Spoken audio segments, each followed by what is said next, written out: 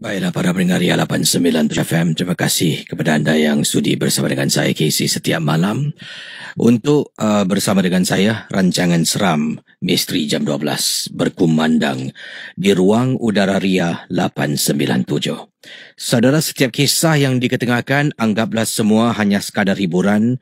Sekali lagi, jangan mudah percaya dan jangan terikut-ikut dengan apa yang diketengahkan. Misteri Jam 12 di Ria 897 FM berkumandang setiap hari dan pastinya ada yang tertanya-tanya bagaimana pula dengan datangnya bulan Ramadan ini nanti. Masih lagi mendapatkan maklum balas daripada anda dan juga sedang dipertimbangkan oleh bos, dan kalau anda ingin memberikan pendapat pandangan anda yang lebih didengari, ya, anda boleh sebenarnya kirimkan email ke zaza@mediacorp.com.sg sekiranya anda ingin sarankan Misteri Jam 12 untuk direhatkan ataupun untuk diteruskan, ya, ketika bulan Ramadan. Baik saudara, pada malam ini saya nak berkongsi banyak sangat kisah yang nak diceritakan, dan sementara itu anda juga boleh kirimkan voice note anda kepada saya casey@mediacorp.com.sg, ya, casey@mediacorp.com.sg, dan saya akan cuba ketengahkan seberapa banyak voice note yang boleh. Dan kalau ingin berkongsi voice note anda, pastikan anda yang berkongsi kisah tu voice note anda kedengaran dengan jelas, ya, tidak bunyi bising, dan kisah anda tu yang ingin diceritakan pastikan jugalah anda dapat berkongsi dengan ringkas, tidak lebih, ya, antara 3, 4, 5 minit gitu bolehlah saya terima. Jangan sampai mungkin 5-6 minit. Jadi kalau anda ingin berkongsi kisah, dipersilakan 669-11897 669-11897 untuk berkongsi kisah dalam rancangan Misteri Jam 12. Jadi pada malam ini antara perkara yang ingin saya ketengahkan berkenaan dengan satu challenge yang pernah ataupun masih sekarang ini menjadi satu bahan perbualan sebenarnya. Ya, saya tak pasti di Singapura, tapi ini berlaku di beberapa buah negara berkenaan dengan satu challenge, dan challenge ini bila tengok wajah makhluk yang terlibat dalam challenge ini, ya, memang amat menyeramkan wajahnya dengan mata yang terbeliak, dengan mulutnya yang begitu besar. Anda boleh lihat sendiri yang dipanggil apa challenge. Kejap lagi akan saya kongsi dengan anda. Tapi sekarang kalau sudah bersedia, kita teruskan dengan kisah yang pertama. Kisah yang pertama ingin saya ketengahkan pada tengah malam ini di Ria 897 FM. Ini adalah satu kejadian yang berlaku. Kisah kiriman daripada Fatma. Berkongsi kejadian yang berlaku pada tahun 2011. Yang diceritakan oleh Fatma. Benar ataupun tidak, jangan mudah percaya dengan apa yang bakal disampaikan dalam Misteri Jam 12 di Ria 897 FM. Fatma ketengahkan peristiwa waktu itu saya berada dekat tingkap dapur rumah saya. Apabila saya ternampak di blok hadapan rumah saya, ya, tingkap dapur blok saya memandang tingkap dapur blok hadapan. Saya tinggal dekat kawasan Bedok. Saya nampak dekat tingkap depan saya ni, saya nampak dekat tingkap dapur blok sebelah, blok hadapan rumah saya, ada perempuan, Casey, sedang bertinggi dekat tingkap. Waktu tu saya sedang bergayut di telefon dengan tunang saya, kata Fatma. Saya istighfar, Astaghfirullahalazim. Tunang saya tanya, kenapa? Astaghfirullahalazim, ya Allah. Tunang saya tanya lagi, dan saya kata, I think someone. Saya cakap dengan tunang saya, ada orang nak terjun diri, nak commit suicide, kata Fatma kepada tunang. What? You sure? Saya kata, ya, Casey. Apa yang berlaku, saya nampak perempuan tu dekat tingkap, Casey, sedang bertinggik dekat tingkap, dan rasa-rasanya macam bila-bila masa dia akan lompat. Casey, terpulang pada Casey dan juga para pendengar yang mendengar rancangan Casey, mendengar kisah, kalau Casey bacakan kisah saya ni, nak percaya ataupun tidak. Ya Allah! Saya pekik kuat, Casey. Hello. Tunang saya berteriak dalam telefon. pendengar Ria 897 FM. Jadi bila Fatma kata dia pekik, ya Allah, tunang tanya, hello. Apa ni? What happened? Saya tak jawab. Sebab perempuan yang sedang bertinggi dekat tingkap, tiba-tiba, bayangkan kata Fatma, ini blok dia, ini blok depan, tingkap dapur menghadap tingkap dapur lah, bertentangan antara satu sama lain. Nampak perempuan bertinggi, tiba-tiba perempuan tu lompat. Bila perempuan tu lompat daripada tingkap, kata Fatma, saya terperanjat, saya cakap, ya Allah. And then at one point, saya perasan Casey, perempuan tu bila dia lompat, bukan makin jatuh ke bawah Casey. Dia lompat, makin dekat, macam perempuan ni tengah terbang, sedang terbang, menuju ke arah tingkap dapur rumah saya. Bila saya nampak perkara tu berlaku, it's like flying towards me, kata Fatma. Saya pun dengan segera Casey, telefon bimbit tengah saya pegang, saya masuk dalam poket trackpan. Saya dengar loudspeaker tunang saya, hello. Saya kata pada tunang saya, you kejap, wait. Saya tarik tingkap dapur, tutup tingkap dapur, kemudian saya tarik blinds, saya masuk ke dalam ruang tamu, duduk dekat ruang tamu. Malam tu rumah saya memang tidak ada orang. Mak bapak saya tidak ada di rumah, berada di rumah makcik. Sebab esok pagi mereka nak berangkat membawa makcik saya pergi berubat. Jadi saya tinggal dalam rumah, kata Fatma, pada waktu itu seorang diri. Pendengar Ria 897 FM. Jadi benda tu dah terbang. Mula-mula Fatma nampak benda tu lompat. Jadi daripada tingkap Fatma nampak, dia lompat macam dia dah mula nak terjun dirilah, nak bunuh diri ni. Dia lompat, Fatma kata, ya Allah. Tiba-tiba Fatma perasan ni, orang tu bukan makin jatuh ke bawah. Dia jatuh, kemudian dia makin ke depan. Dan Fatma baru perasan benda tu tengah terbang menuju ke arah tingkap dapur rumahnya. Ya Allah. Fatma tutup tingkap semua, kemudian lari sampai dekat ruang tamu. Terus cungap-cungap Fatma dibuatnya. Hello. Saya keluarkan handphone. Tunang tanya, what happened? Kenapa? You nak air datang tak? Jangan. Saya kata, you. What? I'm scared. Scared? Takut pasal apa ni? I think that lady is at my window. Perempuan tu ada dekat tingkap. Perempuan apa ni? Tadi dia cakap perempuan nak terjun diri. Kenapa? Sekarang I rasa dia dekat tingkap rumah I. What? Bayangkan, Fatma katanya saya tengah duduk dekat ruang tamu. Saya dengar dekat tingkap dapur rumah saya macam ada orang nak ompil buka tingkap. Fatma terpekik. Casey, saya daripada duduk dekat ruang tamu, saya pergi jenguk dekat tingkap dapur. Bila saya jenguk, saya nampak dia tengah tengok saya dengan mata terbeliak dan senyum, Casey. Tunang saya, hello.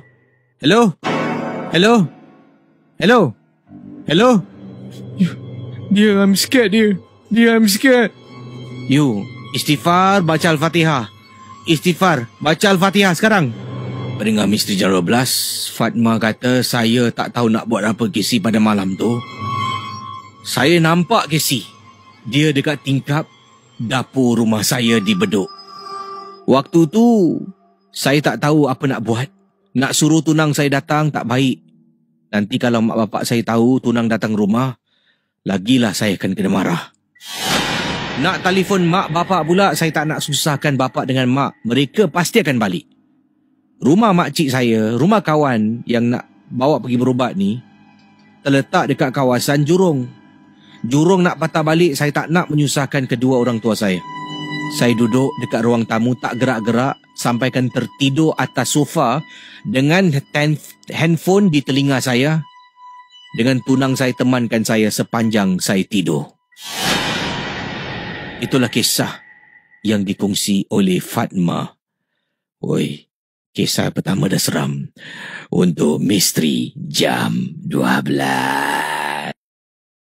Okey, itu dia kisah yang dikongsi sama dalam rancangan Misteri Jam 12 di Ria 897 FM. Berikut ini, tadi kisah seram kisah Fatma. Benar ataupun tidak, jangan kita mudah percaya. Tapi kalau kita menghayati kisah, macam menonton filem seram. Siapa yang terperanjat dengan kisah Fatma awal tadi macam tersintak-sintak. Ada beberapa kiriman yang saya terima. Kata, kisah seramnya.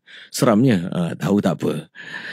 Kita akan teruskan berkongsi kisah. Anda boleh hubungi saya juga di 669111897. Ingat, setiap kisah semuanya hanya sekadar hiburan saja.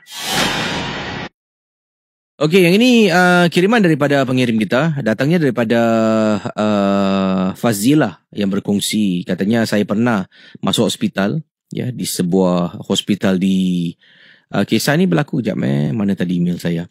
Fazilah, okey. Ini salah sebuah hospital di Kuala Lumpur. Di Kuala Lumpur, salah sebuah hospital. Dan saya masuk hospital ni kerana saya ada pembedahan mata yang dijalani lah oleh anda. Dan waktu itu selepas pembedahan mata ni, saya tak dibenarkan untuk lihat cahaya lampu. Cahaya lampu. Dan maka itu mata saya ni telah pun ditutup lah. Ditutup dengan dibalut. Maaf, mata saya ni telah dibalut. Dan saya tidak dibenarkan melihat sebarang cahaya.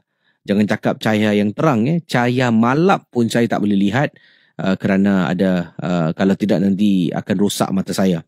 Jadi Casey bayangkan selama 3 hari 3 hari mata saya dibalut, dan kemudian bila dah dibuka saya kena pakai cermin mata hitam walaupun berada dalam tempat yang berteduh, dan saya dilarangkan untuk berada dekat luar selama lebih kurang hampir sebulan. Ini untuk supaya mata saya ini cepat pulih lah. Jadi selama 3 hari saya duduk dekat dalam ward. Ward yang saya duduk ni adalah ward single bedder. Tidak ada orang lain dalam ward tu, hanya saya seorang saja yang ada. Jadi mata saya ni ditutup, saya hanya boleh mendengar. Nak pergi tandas, nak pergi mana, saya kena tekan loceng. Nurse akan datang, nurse akan bimbing saya pergi toilet, kemudian saya akan keluar, dia akan bawa saya lah. Kalau ada suami saya, kata Fazilah, suami akan teman. Begitulah keadaan saya pada waktu itu. Ini berlaku di salah sebuah hospital di Kuala Lumpur. Kisah Fazilah tentang apa agaknya? Kita teruskan dalam Misteri Jam 12. Seperti yang saya dah berikan sedikit gambaran. Kenapa Fazilah dimasukkan ke hospital?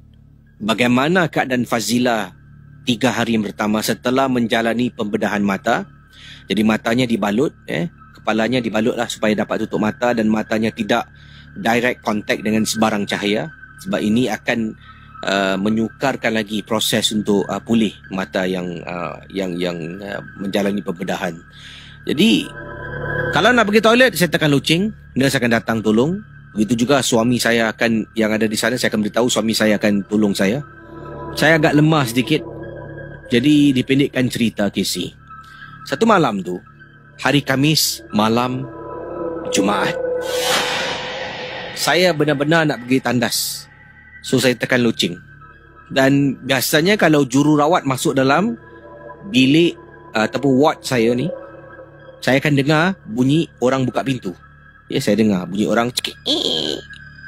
Dan lazimnya jururawat ni masuk, nanti dia akan pegang saya akan cakap lah, ni to go to the toilet. Saya tahu dia tengah jalan, sebab dengar telapak kaki, dengar orang buka pintu. Jadi saya tekan loceng, dalam masa 2 minit, 3 minit, dengar pintu terbuka. Dan saya cakap, I need to go to the toilet.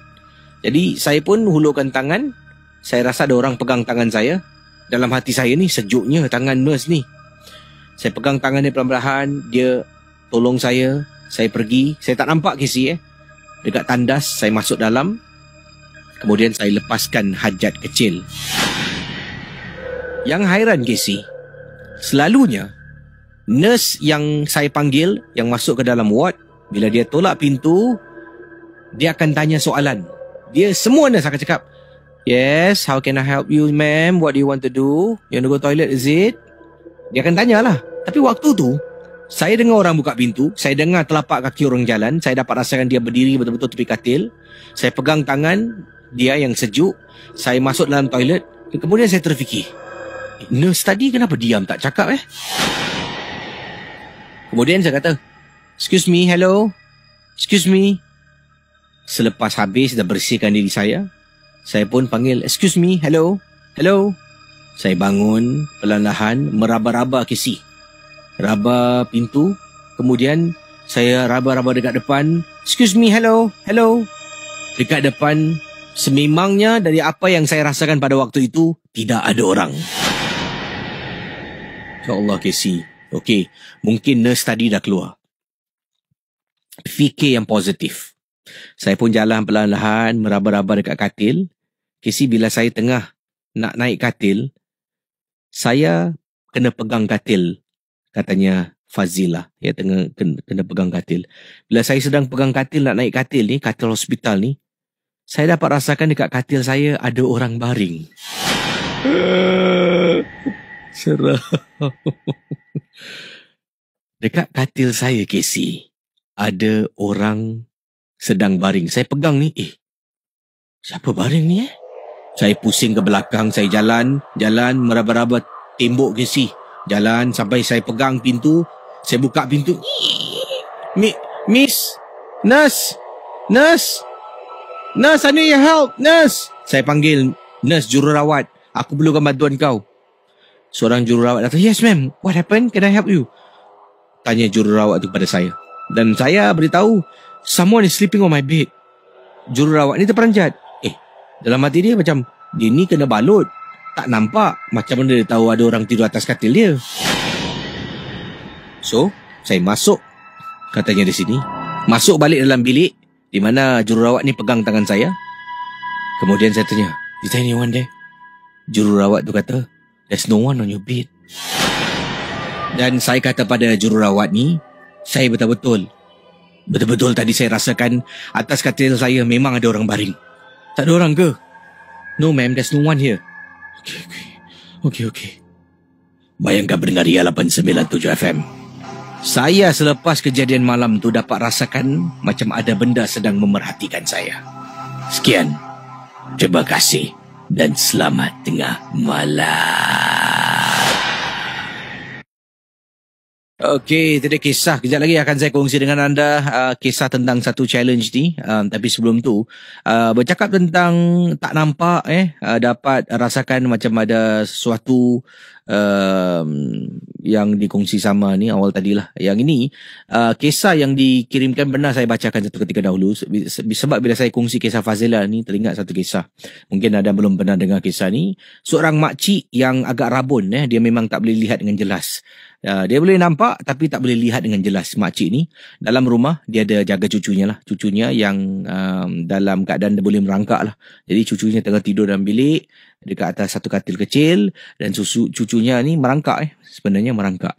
Jadi apa yang berlaku, katanya makcik tu, saya lupa nama makcik tu, bila dia berkongsi kisah dan saya cuba bayangkan situasi yang mana beliau alami, sama ada benar ataupun tidak pasti, tapi ini hanyalah kisah yang dikongsi sama.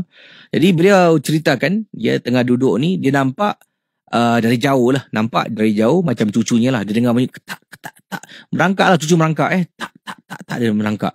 Jadi cucunya dia tidur dekat atas dekat atas lantai beralaskan tilam kecil. Jadi dia ingatkan cucu dia dah bangun, dah bangun cucu nenek. Saya ingat lagi kisahnya. Dia kata, dah bangun cucu nenek. Sini. Jadi makcik ni dia rabun tau. Dia tak nampak sangat. Dia kena pakai cermin mata baru dia akan nampak. Tapi pada waktu itu makcik ni hanya sedang duduk dekat sofa. Hanya duduk dan sedang waktu tu saya tak ingat apa dia buat. Mungkin tengok TV ke, mungkin hanya sekadar duduk lah. Jadi dia ternampak, dia terdengar, dia nampak lah macam dari jauh ni macam sama-sama macam cucu aku ke tengah dalam keadaan merangkak. Jadi dia tegur. Jadi apa yang berlaku pendengar Ria 897 FM? Yang saya ingat lah, makcik tu dengar, semakin dekat, cucunya merangkak.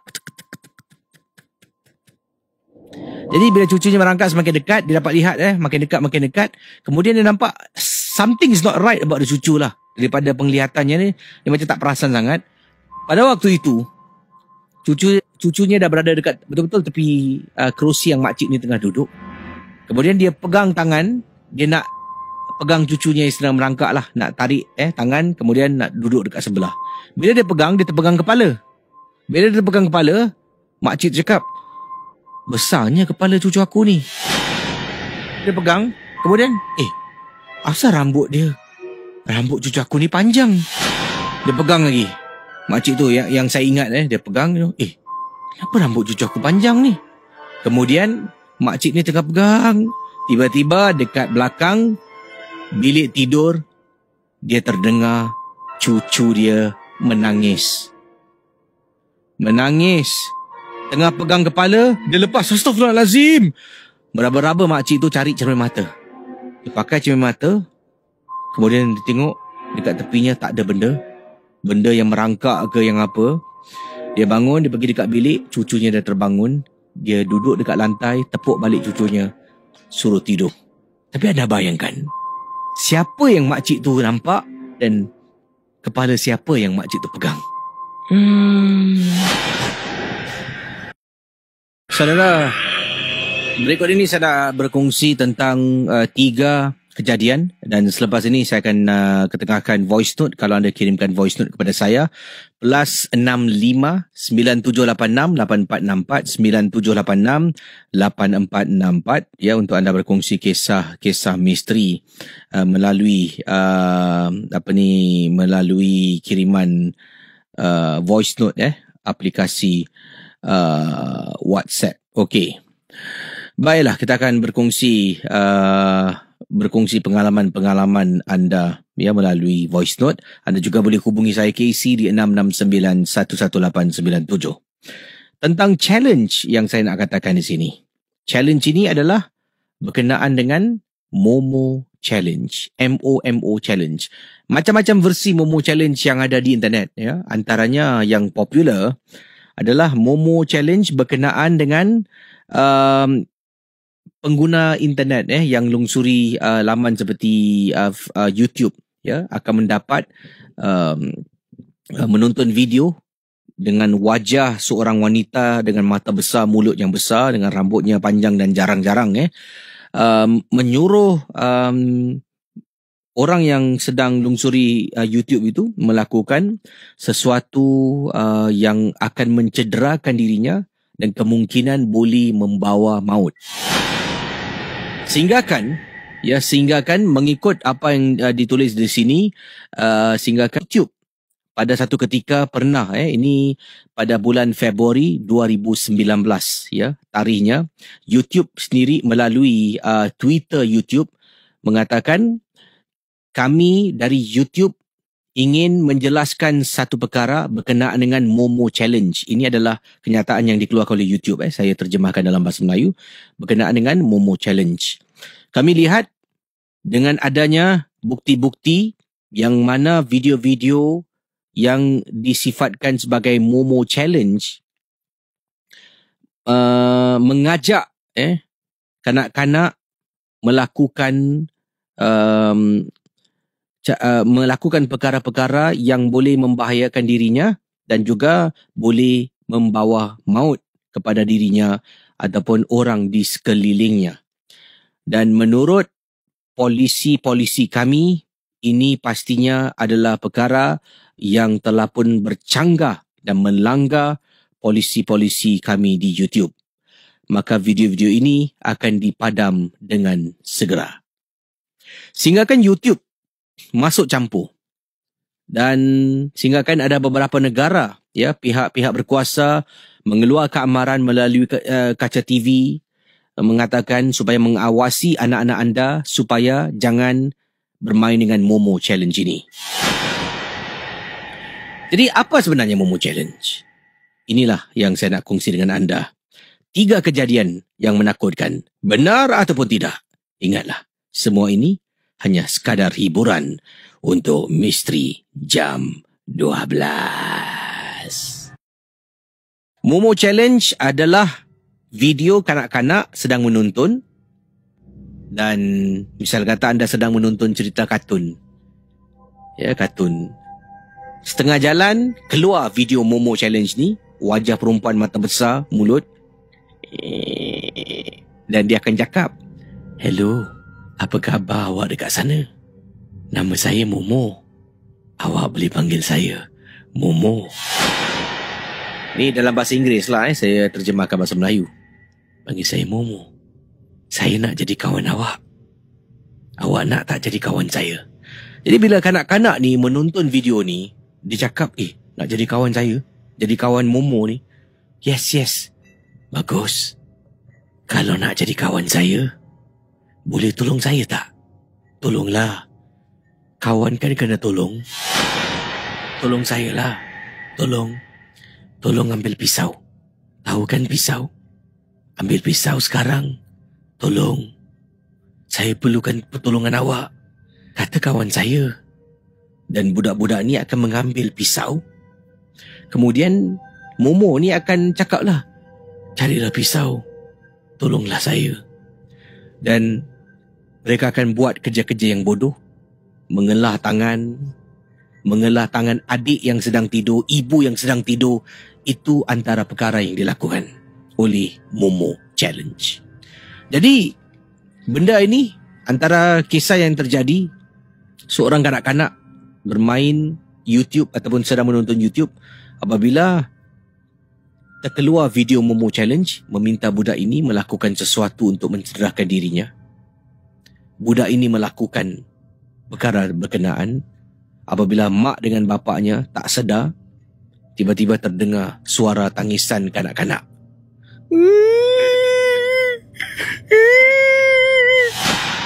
Mak dengan bapak lari, ternampak tangan anak berlumuran dengan darah. Mereka panik. Mereka kejarkan ke hospital. Pada mulanya, mereka fikirkan anaknya sengaja, dia bila bermain-main tu, tak sengaja terpotong. Jadi, tidak. Sebab, pada waktu itu, mengikut apa yang diceritakan, pada waktu itu, yang bersama dengan anaknya, duduk semeja adalah kawan rapat. Pada waktu itu, bila mereka sedang menonton TV, kan, duduk semeja tu kawan rapat. Dia kawan rapat ni, terperasan yang anaknya, temannya menangis. Dia beritahu mak bapak datang tengok anaknya sedang kelah tangan dan tangannya berlumuran darah. Dan mereka tak tahu sebenarnya ini adalah datangnya daripada hasil perbuatan ini datang daripada video Momo Challenge.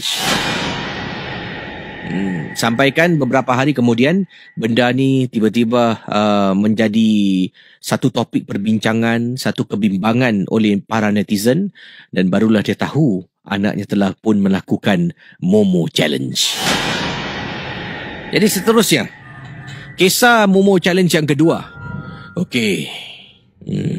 Ini berlaku di Filipina. Kisah kedua ni berlaku di Filipina. Yang mana Momo Challenge ini menyuruh kanak-kanak ataupun menyuruh budak berusia 11 tahun ini, budak 11 tahun ini untuk pergi ke dapur mengambil aspirin. Aspirin ni sejenis ubatan, dia macam Panadol gitu kan. Ambil aspirin, makan. Dan budak ni meninggal dunia. Daripada apa yang dilaporkan, benar ataupun tidak, ingat, jangan mudah percaya. Budak 11 tahun ni meninggal dunia kerana drug overdose ataupun makan Panadol ke aspirin yang terlalu banyak sampaikan dia meninggal dunia. Jadi hati-hati kalau anak-anak anda menonton YouTube, jangan biarkan dia tonton seorang diri. Sekejap-sekejap anda kena jenguk dan tengok apa yang dia sedang buat di YouTube. Itu berlaku di Filipina. Seterusnya, sementara anda boleh hubungi saya 669-11897. Seterusnya, kisah Momo Challenge ini, yang mana ini bukan daripada segi menonton video, dari segi menonton video. Seorang lelaki ini yang melihat beberapa video dari sebuah laman, saya tak nak sebutkan laman ni. Ini adalah satu laman. Laman ni adalah sebuah laman yang mana kompilasi video-video seram disatukan, kemudian dimuat naikkan dengan background music yang menyeramkan, dengan latar belakang cerita di dalam klip ini yang ada latar belakang yang berbeza, yang menakutkan, yang menyeramkan. Jadi lelaki ni telah pun pergi menonton video ni dekat sebuah laman web. Jadi lelaki ni menonton video seram ni dekat YouTube, kompilasi, bukan YouTube, dekat satu website ni, laman ni, kemudian kompilasi video seram. Dan apa yang berlaku, sambil lelaki ni sedang menonton video, lelaki ni juga sedang baca tentang Momo Challenge. Dan tiba-tiba dia scroll, ternampak gambar Momo ni lah, yang mana mata besar, mulut besar dengan dagunya panjang. Dan gambar Momo ni, dia sedang tenung dengan background muzik seram sedang berkumandang pada waktu itu. Dia tengok wajah Momo ni, tiba-tiba kata lelaki ni, dia rasa macam dirinya dipukau. Ya, dirinya dipukau. Dan tiba-tiba dia letak telefon, dia boleh berdiri, dia jalan. Ya, jalan pergi ke tingkap dapur. Dia buka tingkap dapur, dirinya seolah-olah disuruh oleh sesuatu yang bercakap dalam mindanya, suruh dia terjun diri. Wah, ni seram ni . Dan apa yang terjadi bila lelaki ni berjalan, berdiri, ya, berdiri setelah ternampak gambar Momo ni, dia rasa macam Momo ni kata, diri sekarang, jalan pergi ke dapur, buka tingkap dapur. Lelaki ni kata, saya buat. Saya macam tak tahu apa yang boleh, kenapa saya tak boleh kawal diri saya, kata lelaki ni. Saya buka tingkap. Sekarang panjat tingkap. Panjat tingkap. Dan saya panjat. Sedang saya panjat tingkap dan saya hampir-hampir nak terjun, girlfriendnya baru balik buka pintu. Kemudian ternampak boyfriendnya kata, Suzy, help me please. Suzy, please help me. Dia panggil nama girlfriendnya Suzy. Dia kata, Suzy, tolong aku. Suzy ni yang baru balik dengan barang di tangan, tengah angkat, letakkan barang tu, lari pergi ke dapur. Lelaki tu hampir-hampir lompat dan Suzy, girlfriendnya, sempat menangkap t-shirt lelaki ni. Tangkap t-shirt, tarik. Dan lelaki ni diselamatkan daripada terjun diri. Dikatakan wajah Momo ni jangan dipandang seorang diri, jangan ditenung lama-lama dengan keadaan yang seram. Katanya, mengikut sumber yang ada di hadapan saya ni, seseorang yang seorang diri merenung matanya dalam masa 15 hingga 20 saat, orang ini akan dipukau. Oh, seram juga ni. Silakan 6691187.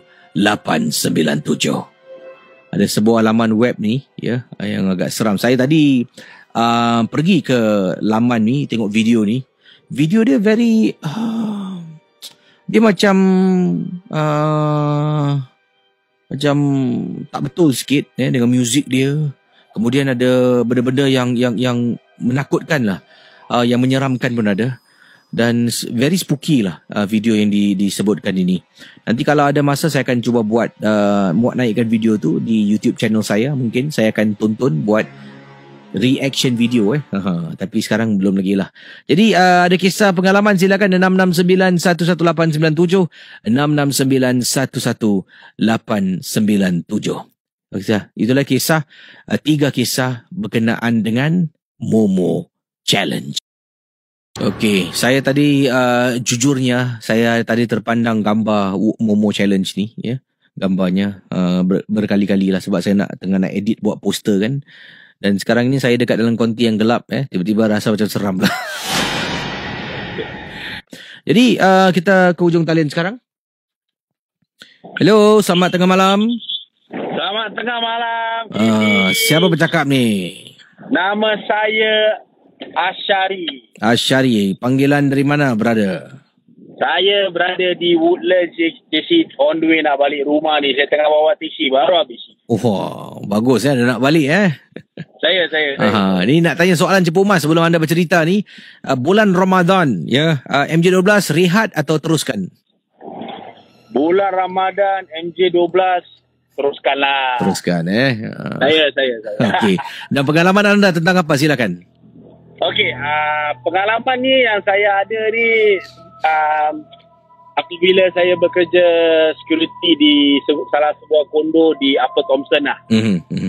Okay. So, itu kondo malam, saya bekerja malam.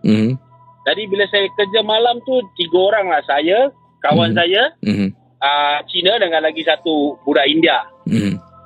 Okay. So, bila saya first dah kerja, so, budak India ni ada cakap dengan saya lah, okay, patrolling pergi sini. Saya cakap dengan saya dekat belakang generator room tu ada pokok pisang. Okey lah, jadi selepas dia buat introduction pada saya, terus saya pun mulakan kerja saya lah. Jadi saya bawa torchlight. Jadi bila saya slow dekat part pokok pisang tu, torchlight saya mati loh. Saya tengok, apa pasal torchlight aku mati lah? Okey, tak apa. Jadi bila saya lalu sana semua, saya tak ada rasa apa-apa lah. Jadi lepas tu saya berehat, saya pergi guard room. Saya rehat lah. Sekali partner saya Peyton pergi petrol. Jadi bila dia pergi petrol, dia dah habis, dia tanya-tanya, macam lu tadi bila lu jaga guard room, ada perempuan masuk tak? Saya cakap tak ada orang masuk. Dia cakap saya, tadi dekat bawah blok ada satu perempuan pakai baju hitam. So dia, kawan saya tanya dia, Miss, who are you waiting for? Dia cakap, I'm waiting for my friend. Which floor? Dia cakap 8 floor. Jadi bila kawan saya cakap, betul, you waiting for your friend? Okay, saya cakap, okey dah. Lepas tu dia patah balik, dia pusing, perempuan tu datang. Dan itu bukan, it did not happen only once lah, it happened twice. Dia terjadinya 2 kali lah. Jadi bila saya tengah tidur pun pernah kena kacau, orang ketuk. Jadi anda kata memandu taksi ni dah berapa lama ni? Saya memandu taksi dalam 2 tahun lebih. 2 tahun lebih Jadi dalam 2 tahun lebih ni mungkin ada tak pernah anda ternampak sesuatu dalam taksi yang menyeramkan, yang menakutkan? So far saya tak pernah come across lah. Tapi kawan saya pernah kena. Apa yang berlaku pada kawan awak tu? Kawan saya dia bawa taksi, dia on the way daripada Serenggun Viaduct tu. Dia nak pergi ke masuk bandar lah. So dia lalu Woodley lah. So dekat tepi tu ada perempuan pakai baju hitam tahan. So dia tak tengok, dia ambil. Sekali dia tanya perempuan tu, cik nak pergi mana? Itu perempuan dia pakai baju jubah semua seluruh hitam. Perempuan tu cakap, awak jalan terus je. Jadi member saya pun bawa sampai depan. Sekali kawan saya dah bingit, dia ni, cik jalan mana lagi ni cik? Tak apa, awak jalan terus je. Sekali kawan saya dah bingit, awak cakap betul-betul nak jalan mana? Sekali dia dekat belakang, dia mengilai. Dia mengilai. Sekali dia tunjuk jari dekat kawan saya, nak tunjuk ke depan tu. Kali kawan saya nampak, kawan saya cakap dekat jari-jari dia semua hitam-hitam. Kali kawan saya terus berhentikan taksi, terus keluar.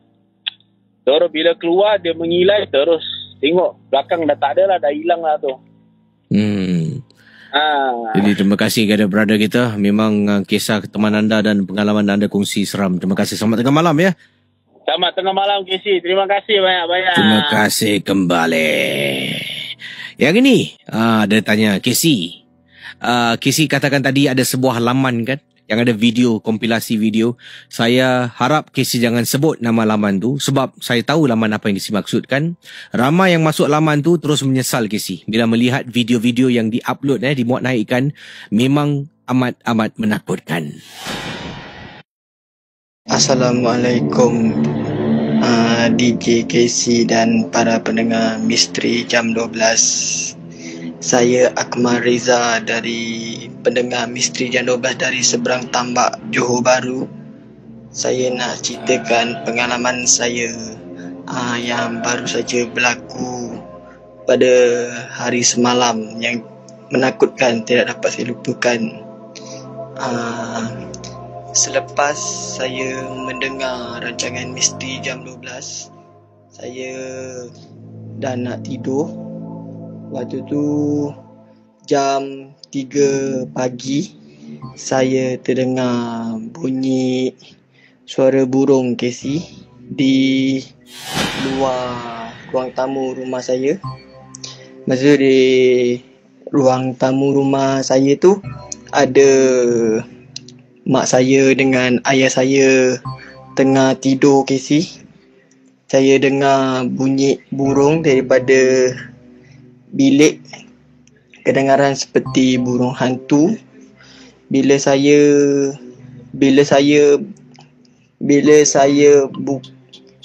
buka pintu, Casey, saya tengok, saya cari burung tu, tak ada, Casey. Lepas tu saya masuk balik dalam bilik saya. Lepas tu saya tiba-tiba elektrik rumah saya tak ada elektrik, terputus.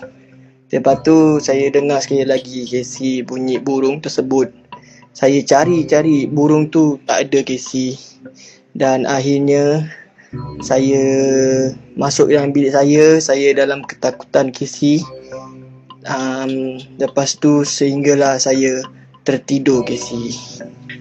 Itu saja pengalaman saya, Casey. Kalau kepada pendengar Rijal 897 FM dan JKC, kepada semua, kalau cerita ni tak seram bagi anda, tapi bagi saya memang sangat menyeramkan. Itulah pengalaman saya yang berlaku semalam. Assalamualaikum warahmatullahi wabarakatuh. Waalaikumsalam warahmatullahi taala wabarakatuh. Kita ke hujung talian sekarang, 669118997. Hello. Hello.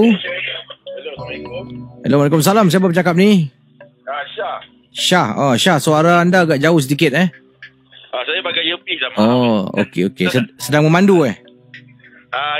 Aha, ini tengah stationary ni. Okey. Pengalaman Syah tentang apa ni? Silakan. Okey, di dalam rumah lah, balik pada kerja. Okey. Ketika yang saya dulu kerja dekatnya Eltos lah. Nanti ada kawan kerja perempuan nak pergi istirahat lah. Kan nak pergi tandas lah. Dan tak ada siapa yang nak pergi cover kan. Memang kaki hilang lah ni perempuan lah. Kan lepas tu dia hilang sendiri lah. Tak nak patah balik mah. Itu kira-kira saya tolong situ. Lepas saya turun tu memang tempat dia memang seorang lah saya jaga. Depan laut. Saya tak nampak apa-apa. Masa yang saya dah habis kerja semua masa dalam pukul 12 lebih. Sampai rumah 1 lebih pagi 2 lah. Saya rasa macam gelisah nak tidur dalam bilik. Saya duduk luar tidur. Masa saya tidur tu, mimpi tu saya ikut satu budak kecil ni tengah baca buku. Bila pak masa dia nak sampai satu tempat tu, bila dia nak duduk, saya ikut. Bila pak page yang akhirnya, situ memang kosong. Tapi ada muka jembalang hitam lah. Tapi saya tak tahu siapa tu. Ikan saya fikir buku cerita hantu lah. Itu je. Saya ikut tu budak je. Jadi bila tutup tu buku, saya tersadar.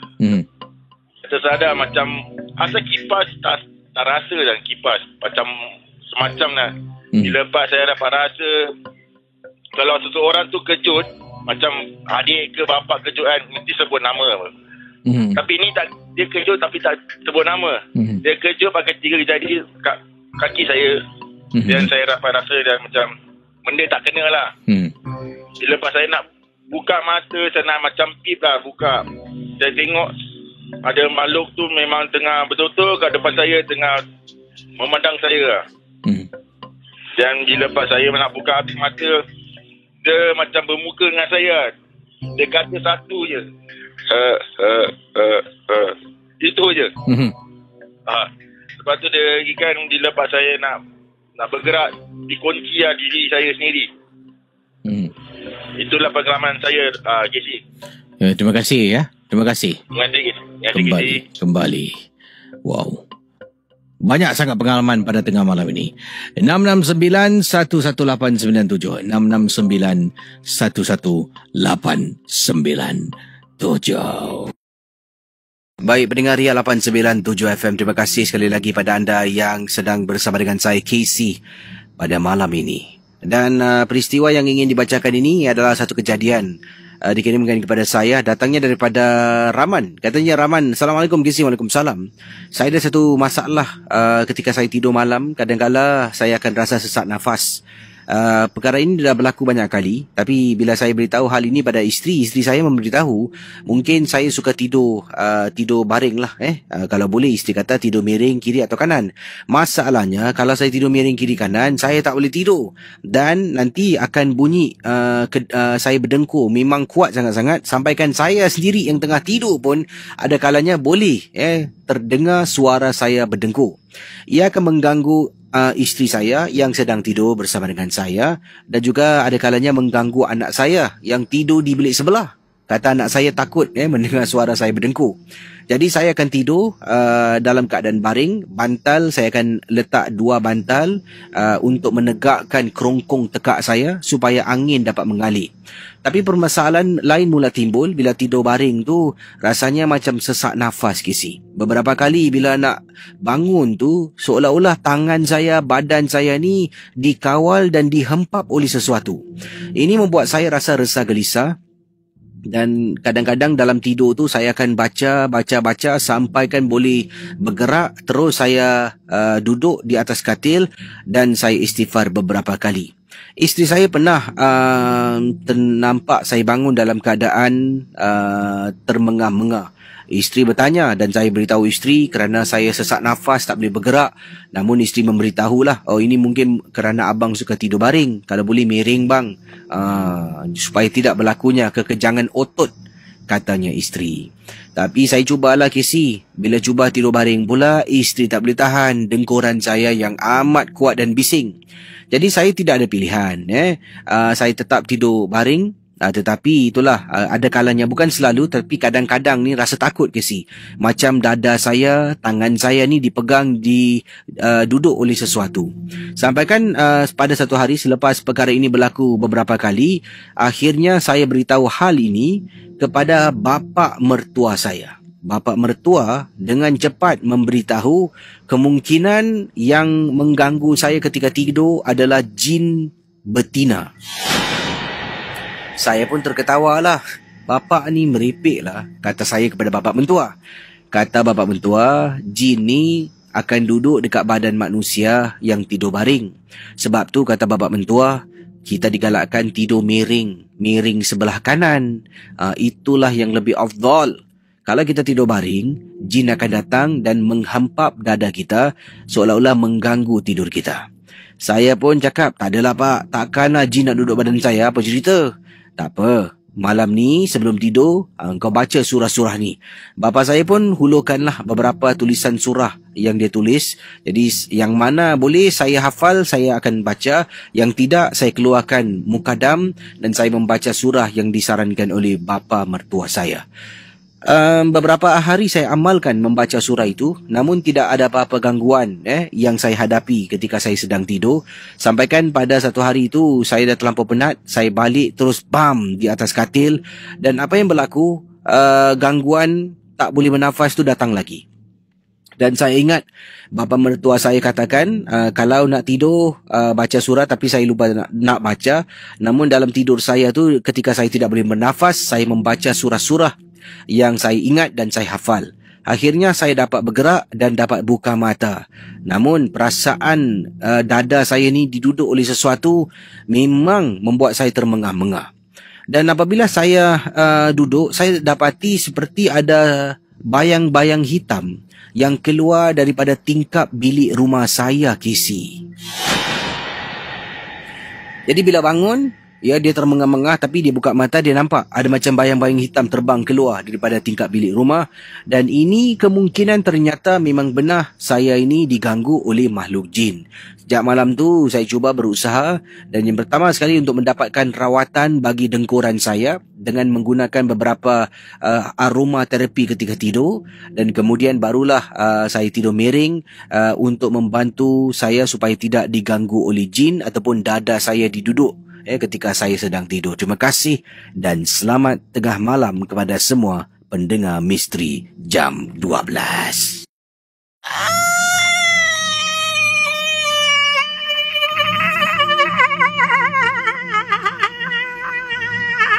Sakit. bodoh. Aduh, sakit. Sakit. Aduh. Pendengar Misteri Jam 12. Berikut kisah yang dikongsi sama oleh seorang pakar perubatan yang bernama Obe Mardi. Katanya, apa kabar Casey? Apa kabar semua para peminat rancangan Misteri Jam 12? Obe baru-baru ini agak sibuk dengan tugasan-tugasan, jadi tidak sempat untuk berkongsi pendapat pandangan, berkongsi pengalaman. Pengalaman Obe yang kali ini adalah satu kejadian yang berlaku apabila Obe merawat seorang pesakit. Beliau ni dipendekkan cerita disihir dibuat orang, seorang wanita dalam lingkungan usia 30 lebih tahun. Kesian melihat keadaan wanita ini. Jadi waktu tu Obe dah jumpa je beberapa kali. Kemudian Obe sedang merawat dia. Dan Obe ni menggunakan sejenis kayu yang Obe cucuk di telapak kakinya. Bila cakap cucuk tu, kita tak adalah tekan sampai mencederakan orang. Kayu tu kita letak dekat telapak kaki, cucuk sikit je. Tapi dia menjerit, dia punya sakit seolah-olah macam azab sangat-sangat. Dan Obe pernah berinteraksi dengan dia dan bertanyakan siapa namanya. Dia langsung tak nak beritahu. Dia tak nak bilang siapa tuannya, apa hajat datang sini. Tapi dia cuma kata bodoh. Itu saja yang diulangi berkali-kali.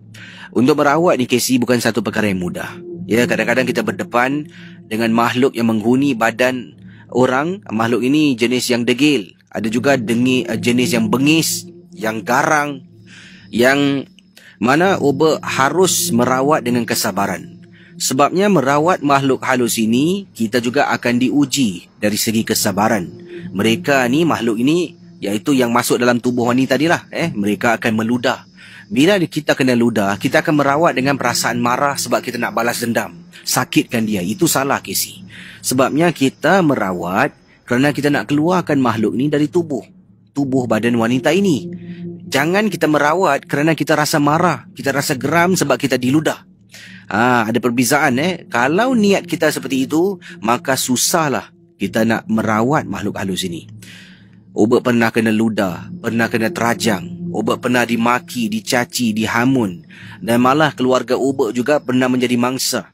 Apabila Obe merawat, dia ikut balik. Dan nasib baiklah dalam rumah Obe dia tak boleh masuk, hanya dekat luar rumah saja. Kedengaran bunyi telapak kaki orang berlari, jalan bunyi gelang kaki yang berloceng dan sebagainya. Kisah ini, wanita ini dah beberapa kali berjumpa dengan beberapa pakar, tapi alhamdulillah Obe dijodohkan dengan dia. Dan apa yang terjadi bila Obe datang merawat tu dah hari yang ke-3 atau 4 kalau tak silap. Dan waktu itulah Obe mula menggunakan sejenis kayu, cucuk telapak kaki, dan dia mula rasa sakit, menangis terisak-isak. Suami sampaikan tanya pada Obe, sakit tak? Kesian melihat keadaan isteri. Obe mengambil kayu tu, kemudian Obe cakap, okey, awak duduk, saya cucuk kaki awak. Saya cucuk kaki, takkanlah macam gini. Macam gini mana sakit? Tapi isteri saya ni, itu bukan isteri awak. Awak kena ingat, isteri awak tu dah dihuni oleh makhluk ni. Dan dipendekkan cerita Casey, rupa-rupanya dalam tubuh dia ada dua beradik perempuan rambut panjang Casey, yang menghuni dalam tubuh dengan niat sihir dan memporak-perandakan hidup wanita ini. Memang sedih sangat-sangat bila Obe dapat tahulah. Tapi inilah masyarakat kita, walaupun dunia dah moden, masih lagi menggunakan kaedah-kaedah seperti ini untuk mengapa-apakan orang kerana tidak puas hati, sikap cemburu dan macam-macam lagi. Obe nasihat kepada semua supaya dalam rumah tu kalau boleh bacalah surah Al-Baqarah. Satu kali baca, 3-4 hari lah jin takkan masuk rumah. Mereka takut sebab dikawal. Jadi solat tu jangan lupa, sentiasa solat. Dan antara perkara, elakkanlah daripada kita menyakiti hati orang dengan kata-kata, dengan tingkah laku. Memang betul kadang-kadang ni kita tak perasan, tetapi bila orang dah sakit hati, orang dah jealous, cemburu, mereka boleh buat apa sahaja. Itulah pengalaman Obek. Mohon maaf, kali ini bukan tentang nampak hantu, tapi lebih kepada nasihat dan pengalaman ringkas Obek merawatkan seseorang. Terima kasih dan selamat tengah malam. Okey, itu dia. Terima kasih pada Obek dengan kiriman kepada MJ12. Ingat, rancangan ini hanya sekadar hiburan. Jangan kita terikut-ikut. Dan kalau ingin ketahui lebih lanjut tentang apa yang dikatakan oleh Obek, anda boleh rujuklah pada yang pakar, yang arif dalam hal ini. Selanjutnya pengalaman yang ingin saya ceritakan. Ini berlaku datangnya daripada siapa ni? Datangnya daripada Imran. Imran berkongsi pengalaman ketika memancing di waktu malam. Seorang diri ya. Kejadian ini berlaku dekat Sembawang Park. Kata Imran. Kisah memancing di malam hari di Sembawang. Apa yang berlaku? Kita teruskan Misteri Jam 12. Baik, pengalaman berikut ini kata Zali peristiwa memancing seorang diri dekat kawasan Sembawang Park. Kadang-kadang kita ni dah ada tanda-tanda tapi kita tidak mengindahkan tanda-tanda. Waktu tu saya memancing seorang diri, kata beliau, dan apabila saya terbau, bau yang amat saya kenal sangat-sangat, bau harum. Ini merupakan bau bunga cempaka, Casey. Lazimnya bau bunga cempaka ini dikaitkan dengan kehadiran makhluk seperti Pontianak. Tapi oleh kerana saya ni dah kemaruk pancing, maklumlah dah dapat 2-3 ekor ikan. Jadi saya terus nak tetap memancing. Mungkin pada malam tu adalah rezeki saya. Apa terjadi? Sedang saya tunggu umpan saya dimakan ikan, saya pun duduk dekat bangku kecil yang saya bawa bersama. Sambil sandah tu, saya pun minum secawan kopi sambil menantikan loceng pada joran saya berbunyi. Tengah duduk, tiba-tiba bau. Pertama, bau bunga cempaka. Saya tidak indahkan. Bau ini semakin lama semakin membuat bulu rumah saya meremang. Bulu tengkuk, bulu tangan saya meremang. Tiba-tiba saya dengar dengan jelas suara yang agak halus dan sayup, kedengaran seperti suara seorang perempuan dalam keadaan sedang menangis pada malam itu. Bila dengar sekali seorang sedang memancing seorang diri, saya memang tidak indahkan. Saya nak fokus kepada memancing, tak nak saya mungkin terganggu dengan bunyi-bunyian. Yalah, ini pun di tepi laut, ada pokok, kadang-kadang angin tiup. Tapi kali kedua dengar dengan jelas sangat. Dengan jelas.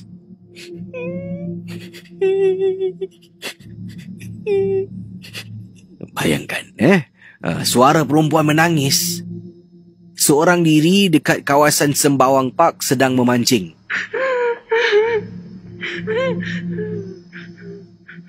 Saya pun pada malam tu, bila dengar buat kali kedua, memang menakutkan saya. Dalam kotak, tak silap saya ada 2-3 ekor ikan. Saya bangun, tarik joran. Nak tamatkan sesi memancing saya. Saya pergi ke depan, suara tu masih lagi kedengaran agak perlahan. Dan angkat joran yang saya pacakkan ke atas tanah. Saya mula putar motor joran saya. Putar. Tiba-tiba satu bahagian tu makin lama makin berat tu. Makin berat. Apabila saya tarik, saya tengok seperti ada seaweed, Casey. Dari jauh dalam gelap, nampak seaweed. Alamak, terkena pula rumpai laut. Saya tarik dengan menggunakan tangan, tarik, tangsi tu, tarik. Bila sampai depan, saya terperanjat. Sebenarnya mata kail saya bukan tersangkut pada rumpai laut, tetapi kepada rambut hitam pada malam itu. Bayangkan pendengar ya. Tersangkut pada gumpalan-gumpalan rambut hitam. Saya tak nak lagi gunakan tangsi dengan mata kail, tak ada masa. Saya ambil gunting tangsi, joran tak sempat nak lipat, angkat barang-barang dalam keadaan ketakutan. Saya lari pergi ke tempat letak kereta yang mana saya letakkan di tepi jalan. Tengah lari, saya sempat toleh belakang. Saya nampak ada susuk tubuh sedang berdiri membelakangi saya. Bila sampai dekat kereta, barulah saya cabut joran, perlahan-lahan masukkan bahagian belakang kereta, simpan barang-barang, dan barulah saya pandu untuk keluar daripada kawasan itu. Sebelum saya nak pergi pancing, saya dah ajak seorang kawan. Kawan saya kata, jomlah pergi pancing. Dia tanya dekat mana? Sembawang Park. Kata, tak nak lah aku tempat tu, berhantu. Saya pun marah, kata, kau ni aku dah pancing kat sini banyak kali lah, tak ada apa-apa. Saya pelajari kadang-kadang kita jangan bongkah, jangan riak. Bukan bermakna kita tidak terkena, kita tak akan kena. Barulah saya kena. Terima kasih dan selamat tengah malam.